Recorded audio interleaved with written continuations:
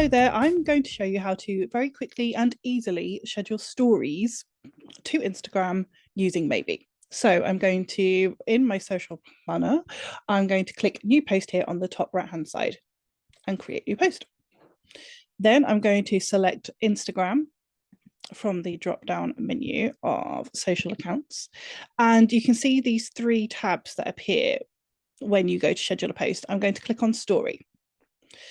And the preview screen has changed. Now it is in story format so that you can see how your image or video is going to look once you've uploaded it.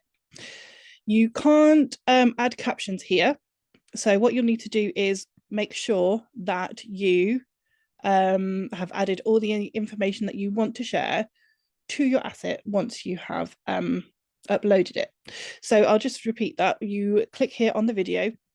That will take you to your files. You can upload them, or you can, as I've done, just clicked on something that I've already uploaded. I'm going to click on this again so you can see, yes, okay, this is a repeat, but you can actually schedule more than one story at once, which is so helpful.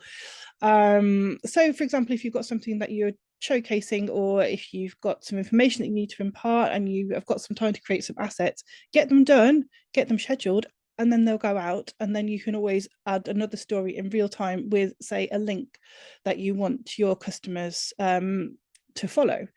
It's just so helpful because you can save yourself lots of time.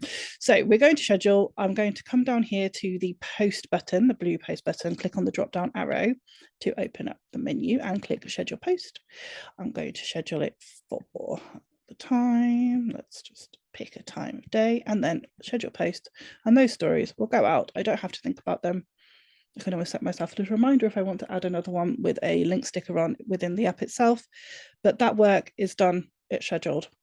Super easy. If you have any questions at all, please do use the blue button in the bottom right hand side of your screen.